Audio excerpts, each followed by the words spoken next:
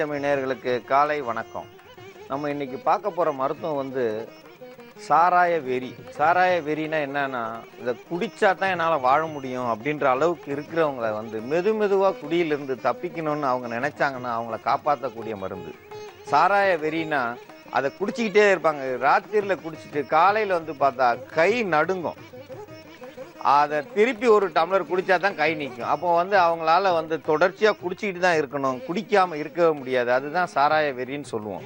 சாராயம் குடிக்கலை, சாராயமோ பிராந்தியோ எதை குடிக்கிறாங்களோ அதை பற்றி இல்லை, குடிச்சு உடம்பு கெட்டு போயிருக்கு, அவங்க உடனே நிறுத்தக்கூடாதுன்றாங்க. காரணம் மருத்துவர்கள் சொல்கிறாங்கன்னா, அந்த உடம்பு கெட்டு போயிருக்கும். உடம்பு கெட்டு போயிருந்து அதனுடைய அளவு நிக்கோடின் அளவுன்னு சொல்லுவோம். அந்த சாராயத்தினுடைய அளவு உடம்பு முழுவதும் ஏறி இருக்கும். உடம்புல 90% அளவுக்கு ஏறிடுச்சுன்னா அவங்களால நிற்க முடியாது, நடக்க முடியாது. மீண்டும் குடிச்சாதான் நடக்க முடியும்.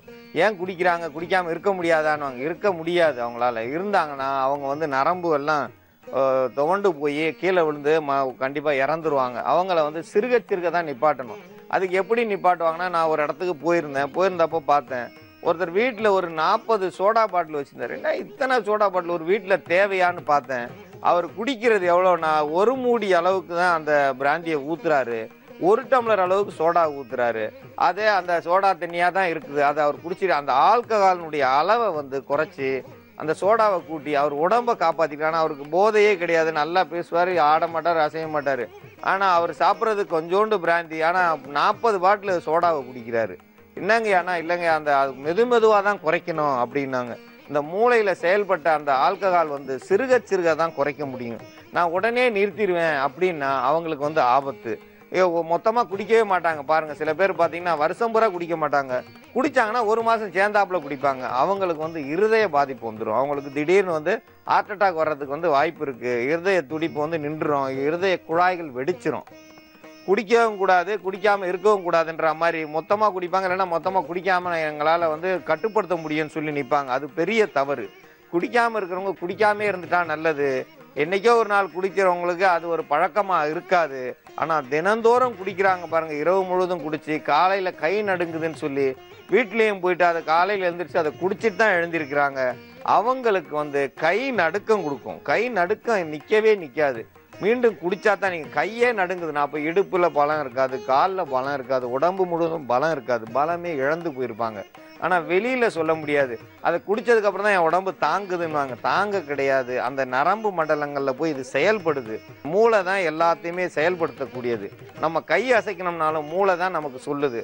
அந்த மூளை சொல்கிறது தான் உடல் கேட்கும்.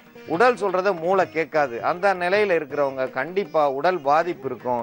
அவங்களுக்கு சாராய வெறியர்னு சொல்லுவாங்க. ஏன்னா தூங்கி எழுந்துச்சதுமே போய் குடிப்பாங்க. இரவும் குடிக்கணும். அவங்க எப்பொழுது நேரங்காலமே இல்லை. அப்படி குடிக்காமல் இருந்தால் அவங்களுக்கு கஷ்டம் வரணும். அவங்கள சிறுக நிறுத்தணும்னா கொஞ்சமாக முதல்ல குடிக்க வச்சு அதில் நிறைய தண்ணியை கொடுத்து அதை குடிக்க வைப்பாங்க. எங்களுக்கு தெரிஞ்சவங்க என்ன செய்வாங்க, இப்போ சாராயம் வாங்கிட்டு வானா அரை பாட்டில் சாராயம், அரை பாட்டில் தண்ணியை ஊற்றி கொண்டு வந்துடுவாங்க. அதே இன்னொரு அரை பாட்டில் சாராயம். இவர் நான் ஒரு நாளைக்கு 3 பாட்டில் குடிக்கிறேன்னு குடிப்பார். ஆனால் உண்மையிலேயே அங்கே 1 பாட்டில் சாராயம் தான் இருக்கும். அப்போது அவங்களே குறைக்கிறாங்க. அவங்களே குறைச்சிட்டு வரும்போது தான் அந்த சாராயத்தினுடைய அளவு குறையும். உடலில் நரம்பு மண்டலங்கள் செயல்படும். அவங்க நினைப்பு முழுதும் இவ்வளோ குடிச்சிருக்கோம், இவ்வளோ குடிப்போம், நமக்கு இவ்வளோ தெம்பு இருக்குது, எங்கள் உடம்பு ரொம்ப ஸ்டீலு, ரொம்ப பயங்கரமான கட்டுக்கோப்பில் இருக்கிற உடம்பு. அவங்களுக்கு தான் உடம்பே கெடும். அவங்களுக்கு தான் குடல் பூரா இத்து போகும். ஒல்லியாக இருக்கிறவங்க அவங்க குடிக்கவே மாட்டாங்க. நம்ம குடித்தா உடம்பு சேர்த்து இதாகிடுமே, இறந்துருமேன்னு பயம் இருக்கும். ஆனால் பலசாலியாக இருக்கிறவங்க தான் நிறைய பேர் குடித்து இன்றைக்கி பலம் இல்லாமல் போய், நான் ஸ்போர்ட்ஸ்மேன், அதில் ஸ்போர்ட்ஸ்மேன், நான் இதில் ஒரு விளையாட்டு வீரன் சொல்லி கடைசியில் இன்றைக்கி எல்லாரும் கையை கட்டி நிற்கிறாங்க, தலை கவுந்து நிற்கிறாங்க. ஏன்னா அந்த குடித்த ஒரே ஒரு தவறு. குடிச்சிட்டா குடும்பத்தில் யாரும் மதிக்க மாட்டாங்க, பிள்ளைகள் மதிக்காது. முதல்ல நம்ம பிள்ளைங்க மதிக்கணும், அந்த மதிப்பை தேடிக்கிறணும். அப்போது சாராய வெறி இருந்துச்சுன்னா, எங்கள் அப்பா வந்தாலும் கிடக்குறான்ட்டு போச்சுன்னா நீ வாழ்ந்து புண்ணியமே கிடையாது. வாழ்கிற வாழ்க்கைக்கு அர்த்தம் வேணும்னா நம்ம புள்ள நம்மளை மதிக்கணும். புள்ளையே மதிக்கலைன்னா ஊரில் யார் மதிப்பாங்க? அப்போ நம்ம குழந்தைகளுக்கு முன்னாடி சண்டை போடக்கூடாது. முதல்ல கணவன் மனைவி சண்டை போடக்கூடாது. கணவன் மனைவி சண்டை போட்டால் பிள்ளையினுடைய படிப்பு போயிடும், புத்திசாலித்தனம் போயிடும். அதுக்கு வாழ்கிறதுல வெறுப்பு வந்துடும். வாழ்க்கைனா இப்படி தான் இருக்குமோ அப்படின்ற ஒரு வெறுப்பு வீட்டை விட்டு வெளியில் ஓடிடுறவங்க எத்தனையோ பேர் இருக்காங்க. அதனால் குடிக்கிறத கொஞ்சம் கொஞ்சமாக நிறுத்தணும். அதை வெளியில் தெரியாமல் சண்டை போடாமல் அவங்களுக்கு சிறுக புரிய வச்சு கொஞ்சம் கொஞ்சமாக அளவை குறைச்சி குடிக்க வைக்கணும். கை நடுக்க நிற்கணும்னா அந்த நடுக்க நிற்கிறதுக்கான மருத்துவத்தில் முதல் இடத்துல வந்து நம்ம முடக்காத்தான், இந்த முடக்காத்தான் கொடியை வந்து இப்போ பிச்சு வச்சுருக்கோம். இந்த முடக்காத்தான் வந்து நடுக்கத்தை நிறுத்தக்கூடியது, முடக்கக்கூடியதை சரி பண்ணக்கூடியது. உடல் வந்து முடங்கி போயிடும் இந்த சாராயம் குடித்ததால். இது முட்டி வலிக்கு மட்டும்தான் இல்லை, இந்த சாராயம் குடித்து கை கால் நடுக்கம் இருக்கிறவங்களுக்கு ஒரு சிறந்த மருந்து இந்த முடக்காத்தான். இந்த முடக்காத்தானை பயன்படுத்தினோம்னா ரொம்ப நல்லா இருக்கும். அந்த முடக்காத்தானை அடிக்கடி வந்து சிலர் வீட்டில் பார்த்தீங்கன்னா காரக்குழம்புல வைப்பாங்க. காரக்குழம்புல வச்சாங்கன்னா உடலுக்கு நல்லது. அதோடு சேர்ந்து மிளகு வந்து முடக்க வந்து சரி செய்யக்கூடியது, உடலை சூடாக்கக்கூடியதுன்னு சொல்லியிருக்கோம். அந்த சூடை சரி பண்ணும்போது நரம்பு நடுங்கிறத வந்து நிறுத்தக்கூடியது. எது ஒன்று குளிரில் இருக்கோ அது வந்து நடுங்க தான் செய்யும். சத்து இல்லாமல் போச்சா அது நடுங்க தான் செய்யும். சத்துக்களை கூட்டணும் போது உடல் சூடாகணும், சூட்டுக்கு சரியாகும். இதோடு சேர்த்து கொத்தமல்லி, நிறைய பேர் பார்த்தீங்கன்னா அதிக அளவு போதையில் இருந்தாங்கன்னா அந்த கொத்தமல்லி அரைச்சி, துவையில் அரைச்சி தண்ணியில் காய்ச்சி உள்ளுக்கு ஒரு டம்ளர் ஊற்றினா போதை சுத்தமாக இருக்காது, அப்படியே இறங்கிடும். அந்த அளவுக்கு கொத்தமல்லியில் வந்து சத்துக்கள் இருக்குது. கொத்தமல்லியை வந்து அடிக்கடி பயன்படுத்தினா போதையில் இருக்கிறவங்களுக்கு வந்து போதையே இல்லாமல் போயிடும். அப்போ வந்து அந்த போதையினுடைய தன்மை குறைஞ்சிரும். ஆனால் இதை யாரும் குடிக்க மாட்டாங்க. ஏன்னா அவங்க போதை வேணும்னே குடிக்கிறவங்க. சாப்பிட்டா என்ன செய்யும், சாப்பிட்டா போதை இறங்கிடும், சாப்பிட்றதே கிடையாது. சாப்பிடாமையே குடிக்கிறவங்க எத்தனையோ பேர் இருக்காங்க. ஏன்னா சாப்பிட்டா போதை இறங்கிடுமா, போதை இறங்கிட்டா திருப்பி வாங்கணுமா, அதை வாங்குறதுக்கு காசு இல்லை. அப்போ சாப்பிடாம இருந்து குடிச்சு குடல் வெந்து போயிடும். குடல் வந்துச்சுன்னா குடும்பம் கெட்டு போயிடும். அது தெரியறது கிடையாது. இவங்களுக்கு தேவை குளிச்சா போதை இறங்கணும், குளிக்கிறதும் கிடையாது. அப்படியே எங்க குடிக்கிறாங்க, ரோட்டோரத்தில் கிடக்குறாங்க. அவங்கெல்லாம் பாருங்க, அவங்களுக்கும் ஒரு சின்ன வீடியோ எடுத்து நீ தான்ப்பா இந்த மாதிரி படுத்து கிடந்தேன்னு திருப்பி அவங்களுக்கு போட்டு காமிச்சா தான் அவங்க நிலை அவங்களுக்கு புரியும். அதை யாருமே அவங்க பார்க்கறது கிடையாது. நான் நேற்று ஸ்டெடியாக வீட்டுக்கு வந்துட்டேனே, என்னை யாருமே பார்க்கலன்னுவாங்க. அவர் ரோட்டோரத்தில் வாந்தி எடுத்து அது மேலேயே படுத்து கிடந்திருப்பார், அவருக்கு தெரியாது. அதை அவங்க வீட்டில் குளிப்பாட்டி காலையில் நல்லா மாப்பிள்ளை மாதிரி ஜம்முன்னு போவாங்க, சாயந்தரத்தில் மொத்தமாக கெட்டு போயிருப்பாங்க.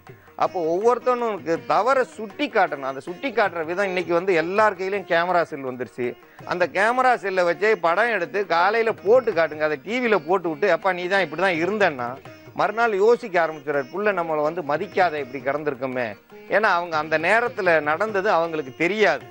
அதை மறுநாள் போட்டு காமிச்சோம்னா அவங்க அதுலேருந்து மாறுவாங்க. அப்போ நம்ம இதுலேருந்து திருந்தணும்னு நினைக்கிறவங்களுக்கு இது ஒரு சிறந்த மருந்து. இதில் வந்து சோம்புன்னு சொல்கிறது பெருஞ்சீரகம். இந்த பெருஞ்சீரகத்தை வந்து சீக்கிரம் வந்து ஏன் செமிக்கக்கூடியது. கடைகளில் வந்து இதை சக்கரை பாகில் போட்டு வச்சுருப்பாங்க. செமிக்க முடியாத அளவுக்கு நல்ல பிரியாணி, கறி எதை சாப்பிட்டு போனாலும் இதை சாப்பிட்டா சீக்கிரம் செமிக்கக்கூடியது. இதுவும் வந்து ஒரு வகையான போதையை கட்டுப்படுத்தக்கூடியது. இதில் உள்ள வாசம் வந்து நரம்பு துடிப்புகளை வந்து சரி செய்யும். அந்த நரம்பு துடிப்புகளை வந்து சரி செய்யும்போது நடுக்கங்கள் குறையும், முடங்கிறது குறையும், உதறல்கள் குறையும். கை கால் உதறது நிற்கலப்பா, நான் குடியை நிறுத்தணும்னு பார்க்குறேன், நிறுத்த முடியல, கை கால் நடுங்குதை, குடிக்கிறேன்னு அவங்களுக்கான மருந்து இது. கொஞ்சம் கொஞ்சமாக நிறுத்தணும். அந்த கொஞ்சம் கொஞ்சமாக நிறுத்தினோம்னா இந்த மூலிகையில் பயன்படுத்தணும். இதில் வந்து முடக்காத்தான் வந்து ஒரு 100 கிராம் அளவுக்கு எடுக்கணும். முடக்காத்தான் 100 கிராம் அளவுக்கு எடுத்துட்டு மிளகு வந்து ஒரு 10 மிளகு சேர்த்தா போதும்.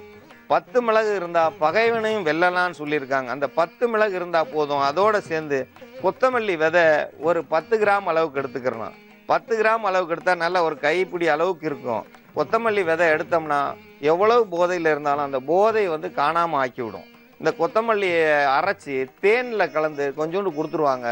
குடிச்சிட்டு வந்தவங்கள தெளிஞ்சிருவாங்க, அந்த அளவுக்கு இருக்கும். ஆனால் அவங்களுடைய நடுக்கம், குளிர், ஏன் குளிருது, சாப்பிட்றதே கிடையாது. சாப்பிட்டா தானே ரத்தம் ஊறினா தானே அதை தாங்கக்கூடிய சத்திரம். ரத்தமே இல்லாதவங்க குடிக்கும்போது நடுங்க தான் செய்யும். அந்த நடுக்கம் ஏன் வந்துச்சு, ரத்தம் இல்லை. அந்த ரத்தம் ஊறுறதுக்கு மருந்து, அதுக்கு தான் அந்த சோம்பை சேர்க்கணும். சோம்புன்ற அந்த பெருஞ்சீரகம். இந்த பெருஞ்சீரகம் சேர்க்கும்போது சின்ன சீரகம் வந்து அது தங்கமாக்கக்கூடியது, பெருஞ்சீரகம் வந்து உடலை சுத்தம் செய்யக்கூடியது, உடலை பாதுகாக்கக்கூடியது, உடலில் உள்ள அசுத்தங்களை கழுவக்கூடியது. அதனால தான் நிறைய நம்ம போய் சிற்றுண்டியில் சாப்பிடும்போது அந்த சோம்பில் சீனி தண்ணியை போட்டு பாகாக எடுத்து வச்சுருப்பாங்க. அது நம்ம சக்கரை மிட்டாய் மாதிரி சாப்பிட்டு வந்தோம்னா வயிறில் எவ்வளவு பொறுமல் இருந்தாலும் சரியாகும், எவ்வளோ ஒரு மயக்க நிலை இருந்தாலும் சரியாயிடும். ஏன்னா நிறையா சாப்பிட்டவனுக்கு மயக்கம் வரும். அந்த மயக்கத்தை சரி பண்ணுறதுக்கு தான் அதை சோம்பு பண்ணியிருக்காங்க. இந்த சோம்பு, கொத்தமல்லி, மிளகு, முடக்காத்தான் இது 4ம் கலந்த கலவையை நம்ம மருந்தாக தயாரித்து இந்த சாராய வெறி பிடிச்சிருக்கிறவங்களுக்கு அந்த வெறித்தனத்தை குறைக்கிறதுக்கான மருந்தை நம்ம இப்போ பார்க்கலாம். முடக்காத்தான் வந்து ஒரு 100 கிராம் அளவுக்கு எடுக்கலாம். நம்ம ஒரே ஒரு ஆளுக்குன்னு போது அந்த அளவுக்கு தேவையில்லை. முடக்காத்தான் நிறையா செஞ்சு சாப்பிட்டா தப்பு கிடையாது, குடும்பமே சாப்பிடலாம். நம்ம குறைவாக இருக்க வச்சு செஞ்சுக்கிற வேண்டியதான். ஒரு 20 கிராம் அளவுக்கு எடுத்தால் போதும். ஏன்னா முடக்காத்தானை வந்து பயன்படுத்தணும். முடக்காத்தானை வந்து வேக விடணும், தண்ணியில் வேக விடணும். ஒரு 250 மில்லி தண்ணியை ஊற்றி அதை கொதிக்க வச்சு அதனுடைய தன்மையை சாரத்தை எடுக்கணும். முடக்காத்தானா முடக்குவாதம் வந்தவங்களுக்கு மட்டுமல்ல, குடிச்சு சாராயம் குடிச்சு உடம்பு கெட்டு போய் கை கால் நடுக்கம் வந்தவங்களுக்கும் அது சரி செய்யக்கூடியது. முந்தி குடிச்சாங்கன்னா அது குடிச்சதுக்கான காரணங்கள் வேற. போர் வீரர்களுக்கு வந்து கொடுத்தாங்க, அந்த இராணுவத்தில் கொடுத்தாங்கன்னா அவங்க வந்து பிணங்கள் மேலே ஏறி நடந்து போகும்போது மனசு வந்து பாதிப்பு இல்லாமையும் அந்த தைரியம் குறையாம இருக்கிறதுக்கு கொடுத்தாங்க. அங்கே உள்ள குளிருக்கு வந்து கொடுத்தாங்க. சில பிண அறைகளில் இன்னைக்கு வந்து பிணத்தை அறுத்து உள்ள எல்லாம் செக்கப் பண்ணுறோம், ஆராய்ச்சி பண்ணுறோம், அது போஸ்ட்மார்ட்டம் பண்ணுறோன்னு சொல்கிறாங்க. அந்த போஸ்ட்மார்ட்டம் பண்ணுறவங்களுக்கு அந்த அறுக்கிறவங்களுக்கு அந்த சகிக்கக்கூடிய தன்மை, அந்த சகிக்கக்கூடிய தன்மைக்காக வேண்டி அதை குடித்தாங்க. இப்போ என்ன பண்ணுறாங்க, கக்கூஸில் செப்டிக் டேங்கில் இறங்கி அந்த அடப்புகளை எடுக்கிறவங்க அந்த நாத்தம் தாங்க முடியாமல் ஒவ்வாமையை சரி செய்கிறதுக்கு, மூளையை அதை மரக்கடியை செய்கிறதுக்கு உள்ளே இறங்குனாங்க. இன்னைக்கு எதுவுமே கிடையாது. வீட்டில் இருக்கிறாங்க, நேராக போய் குடியில் உக்காந்துடுறாங்க. அவங்க எந்த செப்டிக் டேங்கில் இறங்குனாங்கன்னு தெரியல.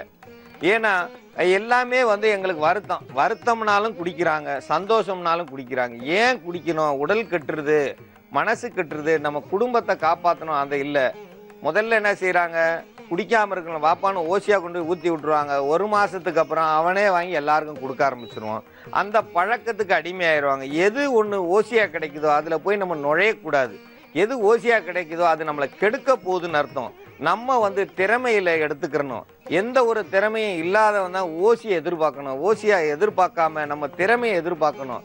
அப்போ ஓசியா முதல்ல வாங்கி கொடுக்குறாங்கன்னா உன்னைய கொண்டு போய் பள்ளத்தில் தள்ள போகிறாங்கன்னு அர்த்தம். அந்த தள்ள போகிறதுல நீ முன்ஜாகிரதையா இருந்துங்க. எல்லாத்துலேயும் நம்ம முன்ஜாகிரதையாக இருந்தோம்னா இந்த பாதிப்பு வராது.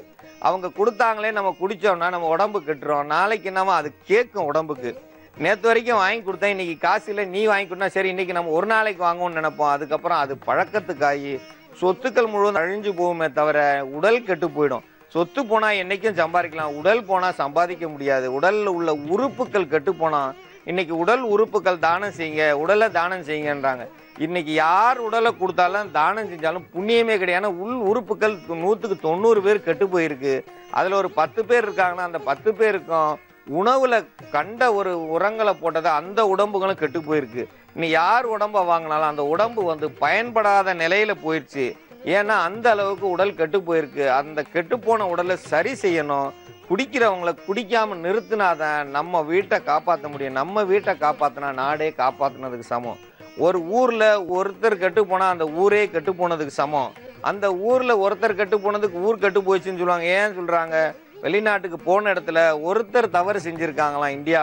இந்தியாவில் இருக்கிறவங்க பூரா தவறு செஞ்சவங்கன்னு சொன்னாங்க. ஒரு மூலையில ஒரு சாக்கடை ஓடுது, அந்த சாக்கடை ஓடுறதால ஊரையே சாக்கடைன்னு சொல்லாதீங்க. அறிவாளிகள் அதிகம் இந்தியாவில் இருக்காங்க, தமிழ்நாட்டில் அதை விட அதிகமாக இருக்காங்க. அவங்கள நம்ம தேடி கண்டுபிடிக்கணும். ஒவ்வொருத்தரும் ஒவ்வொரு திறமையில் அதிக புத்திசாலிகள். அந்த புத்திசாலித்தனத்தை குடியில விட்டுட்டு அந்த குடியை குடிச்சு புத்திசாலித்தனத்தை அதில் விட்டுறாங்க. குடியை நிறுத்தினா புத்திசாலித்தனம் கூடும். புத்திசாலித்தனம் கூடனா நம்மளுடைய திறமைகள் நம்ம குழந்தைகளுக்கு போய் சேரும். ஏன் நம்ம குழந்தைகளுக்கு முன்னோர் கதைகளை சொன்னாங்க. இன்னைக்கு கதை எங்க சொல்றது? உங்க அப்பா குடியாரு, நீ குடியாரு, உன் பிள்ளையும் குடியாருன்னு சொல்லிட்டு போயிடுவாங்க. முந்தி அப்படி கிடையாது. அவங்க இப்படி வாழ்ந்தாங்க. அவங்க வாழ்ந்த வரைக்கும் உண்மையா சொல்லி வாழ்ந்தாங்க, நேர்மையா வாழ்ந்தாங்க. அவங்க சொன்னா மழை பெய்யும்னு அந்த அளவுக்கு இருந்தாங்க நேர்மை. இன்னைக்கு நேர்மை இல்லை, அந்த அளவுக்கு இல்லை. கதை சொல்ற அளவுக்கு இல்லை. கதை சொன்னா கேட்குற அளவுக்கு யாரும் இல்லை. மகாபாரத்தை சொல்லி பாருங்க, பார்க்கறதுக்கு ஆள் கிடையாது. ஏதோ அந்த தொலைக்காட்சியில போடுறதால உட்காந்து பார்க்குறாங்களே தவிர அந்த பெரியவங்க தான் பார்க்குறேன். சிறு பயல்கள் யாரும் பார்க்கறது கிடையாது. சிறுவர்கள் பார்த்தா தான் நாடு திருந்தும். ஒவ்வொரு இதையும் நமக்கு வந்து அறிவுபூர்வமாக கொண்டு வராங்க. அதை அறிவுபூர்வமாக கொண்டு வரதுக்கு காரணம் நம்ம குடும்பத்தை காப்பாற்றணுன்றதுக்காண்டி. அதை பார்த்தாவது குடிக்கிறது கெட்டு போகக்கூடாது. குடித்தவங்க நல்லாகணும். குடித்தவங்க பூரா இந்த மாதிரி கெட்டு போயிட்டாங்க, குடித்தவங்க பூரா அயோக்கியங்களாக இருக்காங்க. வாழ்க்கை ஒரு முறை தான். அந்த வாழ்க்கையை நம்ம நல்லா பயன்படுத்திக்கிட்டோம்னா நம்ம வாழலாம். நம்ம உடம்பு நான் எதை வேணாலும் செய்வேன், யாருமே கேட்கக்கூடாதுன்னா நம்ம உடம்பு நம்ம தான் கெடுத்துக்கிடுவோம். நம்ம இறந்தா நம்ம அன்னைக்கே முடிஞ்சு போச்சு. 3வது நாளே இன்னைக்கு என்ன செய்கிறாங்க? கறியும் கஞ்சியும் வச்சு மறந்த அந்த ரொம்ப கவலையில் இருக்கிறவனுக்கு இவ்வளோ பெரிய கறி துண்டை போட்டுறான். அந்த கறியை தின்றதுலேயே அவன் மறந்துடுவான். நீ நினைச்சிக்கலாம் நம்ம பெரிய சாதனை பண்ணணும், உன் மகனே உன்னை மறந்துடும், மனைவியை மறந்துடும். மறக்கக்கூடிய அளவுக்கு இன்னைக்கு உணவை கொடுத்து மூளையை மழுக்கடிச்சிடுவாங்க. அப்போ நம்ம நல்லா இருந்து நம்ம சந்ததியை காப்பாற்றணும், உடலை காப்பாற்றணும். குடிக்கிறத குறைச்சிக்குங்க, கொஞ்சம் கொஞ்சமாக குறைச்சி உடலை காப்பாற்றிங்க. உடலை காப்பாற்றிட்டு இந்த கஷாயத்தை சாப்பிட்டீங்கன்னா நீங்கள் குடிக்கிறதுலேருந்து விடுபடலாம். குடியிலேருந்து அந்த கை நடுக்கத்தில் விடுபட்டிங்கனாலே அதுக்கு அடுத்து விட ஆரம்பிச்சுருங்க. கை நடுக்கம் இருக்கிறதால வேற வழியே இல்லை, நான் வந்து சாகிற வரைக்கும் குடிச்சு தான் ஆகணும்னு குடிக்கிறாங்க. அப்படி கிடையாது. அதுலேருந்து மீள்றதுக்கும் சில மூலிகைகள் வேலை செய்யுது. அந்த மூலிகைகள் வேலை செய்கிறத சொல்லித்தர மாட்டாங்க. அதை சொல்லித்தர நம்ம ஜீ தமிழ் வந்து உங்களுக்கு ஒரு பெரிய ஒரு பாதையை வகுத்து கொடுத்துருக்கு. இதில் நிறைய பேர் நல்லா இருக்காங்க. நிறைய பேர் எனக்கு வாழ்த்து சொல்கிறாங்கன்னா அந்த வாழ்த்துக்கள் ஜீ தமிழுக்கு தான் போய் சேரணும். எல்லாத்தையும் விட்டுட்டு காலையில் 8:30லேருந்து 9 மணி வரைக்கும் பார்க்குறேன்னு சொல்கிறாங்கன்னா அந்த அளவுக்கு நம்ம மருத்துவம் நல்ல நிலையில் போகணும். ஒரு மருத்துவம் கூட தவறான மருத்துவத்தை நாங்கள் கொண்டு வர மாட்டோம். ஏன்னா எல்லாத்தையும் நாங்கள் சாப்பிட்டதுக்கப்புறம் தான் அடுத்தவங்களுக்கே காட்டுவோம். நான் சாப்பிடாத மருந்து எதுவும் கிடையாது. என்னைக்கு செஞ்சாலும் அந்த மருந்தை நான் சாப்பிடுவேன். நான் சாப்பிட்டதுக்கப்புறம் தான் அடுத்தவங்களுக்கே கொடுப்போம். ஏன்னா எந்த ஒரு மருந்தும் தவறு வராது.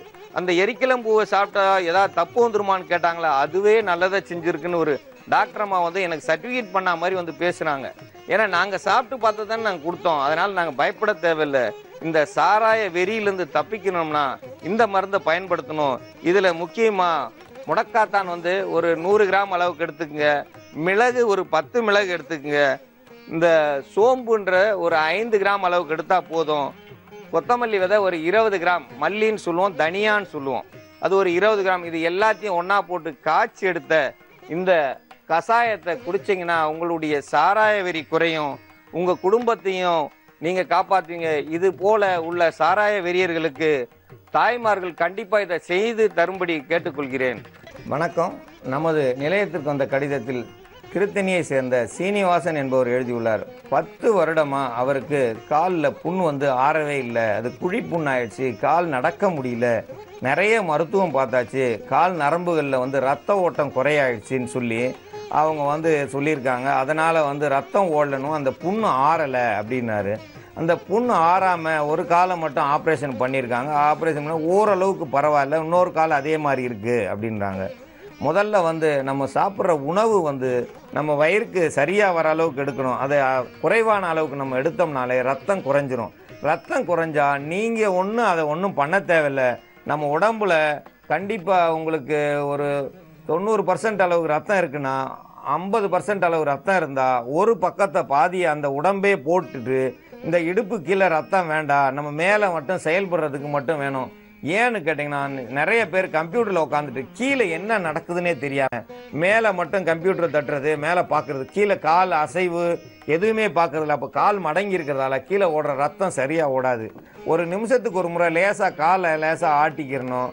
இல்லை அவங்க வந்து ஏதாவது ஒரு டீ சாப்பிட்ற மாதிரியே வேறு ஏதாவது ஃபோன் எடுக்கிற மாதிரி ஒரு 2 எட்டு நடந்துட்டு வந்து திருப்பி உட்காந்தாங்கன்னா அந்த ரத்த ஓட்டம் சீராகும். இது காலையில் உட்காந்தது சாயந்தரம் வரைக்கும் உட்காந்துருந்தாங்கன்னா அந்த ரத்த ஓட்டம் கீழே இறங்காது. கீழே போன ரத்தம் மீண்டும் வந்து நம்ம இருதயத்துக்கு வரணும். அப்போ வந்து இந்த மடிப்பு கால் உட்காந்துருக்கிறதால இந்த இடுப்புக்கிட்ட இருக்கிற மடிப்புலேருந்து மேலே ஏறும்போது ரத்த குழாய்கள் மடங்கி இருக்கும். அதையும் மீறி மேலே ஏறணும்னா அந்த ரத்த குழாய்கள் மேலே ஏறணும்னா கீழே வந்து நம்ம உட்காந்துருக்கிற இடத்துல கீழே ஒரு சின்ன ஸ்டூல் போட்டு அந்த ஸ்டூல் மேலே காலை தூக்கி வச்சு இந்த கெண்ட சதைகள் மட்டும் சொல்லுவோம், அந்த கால் முட்டிங்காலுக்கு பின்பக்கம் இருக்கிற இடத்துல அந்த சதைகள் கால் ரெண்டையும் அழுத்துற அளவுக்கு பெஞ்சில் காலை வச்சோம்னா அந்த கால் அழுத்தும் போது காலில் போன ரத்தம் மீண்டும் வந்து இருதயத்துக்கு வரும். அப்போ வந்து நரம்பு சுருள்றதுக்கு வாய்ப்பே கிடையாது. அந்த முறையை செய்யாதால அவருக்கு வந்து கீழே ரத்தம் ஓடுறது நின்று புண்ணு ஆறாமல் இருக்குது. புண்ணு ஆறலைன்னா அந்த புண்ணில் வந்து ரத்தம் வரலன்னு அர்த்தம். எந்த ஒரு புண்ணில் ரத்தம் வருதோ அந்த புண்ணு சீக்கிரம் மாறும். ரத்தம் வரலைன்னா அங்கே வந்து புண்கள் இல்லை, அதிக அளவு தீமை செய்யக்கூடிய செல்கள் உற்பத்தி ஆகி அந்த இடத்த வந்து நச்சரிச்சுக்கிட்டே இருக்கும். அதை வந்து அப்படியே அரிச்சிக்கிட்டே இருக்கும். அந்த புண்கள் வந்து அதிகமாகும். அந்த இடத்துல சிறு தும்பைன்னு சொல்லுவோம். சிறு தும்பையை அரைக்கக்கூடாது, அப்படியே லேத்துறோம். மறுநாள் பார்த்தீங்கன்னா உள்ள புண்கள் வந்து கொஞ்சம் வெளுத்து போய் கொஞ்சம் ஒரு மாதிரியா தெரியும். பார்க்கவே வந்து கொஞ்சம் புண்ணு வந்து கொஞ்சம் ஆறுற நிலைமைக்கு வந்திருக்கும். ஏன்னா அந்த சிறுதும்பை ஒரு இரவுக்குள் வந்து அங்கே இருக்கிற எல்லாத்தையும் சரி பண்ணிடும். அப்போ எந்த அளவுக்கு அந்த சிறுதும்பையினுடைய நன்மைகள் நமக்கு இருக்குது, அது காலடியில் தான் இருக்குது சிறுதும்பை. இது எங்கே எல்லா இடத்துல கிடைக்கும்னா சிறு சிறு வாய்க்கால்கள் ஓடுற இடத்துலையும் அந்த ரோட்டோரத்துலையும் நிறைய கிடைக்கக்கூடியது இந்த சிறுதும்பை. இந்த சிறுதும்பையை கசக்கி அந்த இடத்துல வச்சு கட்டினோம்னா அந்த புண்கள் ஆறும். அதே மாதிரி இந்த குழிப்புண்ணில் வச்சு கட்டினோம்னா அந்த குழிப்புண்ணில் இருக்கிற அந்த கிருமிகள் வந்து செத்துருச்சுனாலே அது வந்து சரியாக வளர ஆரம்பிச்சிடும். அந்த குழி வந்து மேடேறி வரும். குழி மேடேறி வரணும்னா அதோட சேர்த்து கரிசலாங்கண்ணியும் சின்ன வெங்காயத்தையும் அரைச்சி அதில் வச்சு கட்டணும். கரிசலாங்கண்ணியை ஏன் வச்சு கட்டணும்னா, முதல் நாள் சிறுதும்பை, 2வது நாள் கரிசலாங்கண்ணி, கொஞ்சம் சின்ன வெங்காயம் கட்டணும். கரிசலாங்கண்ணியும் சின்ன வெங்காயம் அரைச்சி வச்சு கட்டும்போது வெங்காயத்தினுடைய காரத்தன்மையும் கரிசலாங்கண்ணியினுடைய காரத்தன்மையும் ஒன்று சேரும். கரிசலாங்கண்ணிக்கு இன்னொரு பேர் என்னன்னா அருவா தாங்கின்னு பேர். அருவா தாங்கினா நம்ம நிலத்தில் வந்து கருதை இருக்கும்போது தெரியாதனமாக விரலெல்லாம் துண்டா அறுத்துருவாங்க. உடனே அங்கே அந்த கரிசலாங்கண்ணி இலையை அடித்து அப்படியே வச்சு கட்டிட்டோம்னா அந்த கட்டின இடமும் தெரியாது, சதை ஒட்டிக்கிறோம். எவ்வளோ கெட்டு போய் ரத்தம் வந்தாலும் உடனே நின்றோம். அந்த அளவுக்கு அந்த கரிசலாங்கண்ணிக்கு வந்து ஒரு நல்ல ஒரு மருத்துவத்தன்மை இருக்குது. கரிசலாங்கண்ணியை வாயில் ஒதுக்குனா இருமல் வராமல் பாதுகாக்கும். அடிப்பட்ட காயத்தில் வச்சு கட்டினோம்னா அந்த காயத்தை வந்து சரி பண்ணக்கூடியது. அதனால் சில ஊரில் கரிசலாங்கண்ணியை கரிசாலைன்னு சொல்லுவாங்க, கரப்பான்னு சொல்லுவாங்க. சில ஊரில் அதுக்கு பேர் அருவா தாங்கின்னு சொல்லுவாங்க. இந்த அருவா தாங்கின்னு சொல்கிற அந்த கரப்பாங்குலையை சின்ன வெங்காயத்தையும் அரைச்சி வச்சு அந்த குழிப்புண்ணில் வச்சு கட்டினோம்னா அந்த எங்கே இல்லாத ரத்தத்தையும் மீண்டும் வர வைக்கும். ரத்தத்தை மீண்டும் வரும்பொழுது அந்த குழிப்புண்ணில் வந்து ரத்தம் வந்துச்சுனாலே சதை வளர ஆரம்பிச்சிடும். சதை வளரும்போது இயற்கையாக நம்ம உடம்பை சரி பண்ணும். நம்ம உடம்பை சரி பண்ணுறது தான் பார்க்கணும். நம்ம அதை விட்டுட்டு அந்த இடத்த வந்து வேறு ஏதாவது சதை வைக்கிறோன்னா அது திருப்பி போய் அந்த இடத்துல இருக்க கிருமி வந்து அவ்வளோ சீக்கிரம் ஒட்ட விடாது. அதனால் நீங்கள் முதல்ல வந்து சிறுதும்பையை கசக்கி வச்சு கட்டணும், அரைச்சி வச்சு கட்டக்கூடாது. 2வது கரிசலாங்கண்ணி இலையோட சின்ன வெங்காயத்தை அரைச்சி மறுநாள் வந்து அதையும் ஒரு நாள் தான், ஒரு நேரம் வந்து 1 மணி நேரமாவது அந்த புண்ணை வந்து காத்தாட விடணும். வெளிக்காற்று அது மேலே படணும். கட்டி வச்சுக்கிட்டே இருந்தாலே கட்டு புண்ணாயிடும். இந்த தினந்தோறும் கட்டிகிட்டே இருப்பாங்க சில பேர். பார்த்தீங்கன்னா அந்த புண்ணை வந்து காற்று படவே விட மாட்டாங்க. காற்று படவே விடலன்னா அவங்களுக்கு ஒரு குறிப்பிட்ட நாளுக்கு மேலே போகும்போது நெஞ்சு வலி வரும். நெஞ்சு வலி வர்றதுக்கு காரணம் இந்த வலியை பூரா நம்ம நெஞ்சு தான் தாங்கிக்கிட்டு இருக்கு. அந்த வலியினுடைய வலி அதே இடத்துல போச்சுன்னா நெஞ்சு வலிக்காது. குறிப்பிட்ட நாளுக்கு மேலே அந்த புண் வந்து அதிக நாள் இருந்தால் அந்த புண் ஆறாமல் போகிறதுக்கு காரணம் அதுதான். அதனால் இந்த மருந்தை வந்து பயன்படுத்தணும். இந்த கரிசலாங்கண்ணி இலையும் சின்ன வெங்காயத்தையும் அரைச்சி வச்சு கட்டுங்க. மருதாணி இலையை அதுக்கடுத்து 3வது நாள் அரைச்சி வச்சு கட்டினோம்னா அந்த புண்கள் வந்து சீக்கிரம் மாறி கால் பழைய நிலைக்கு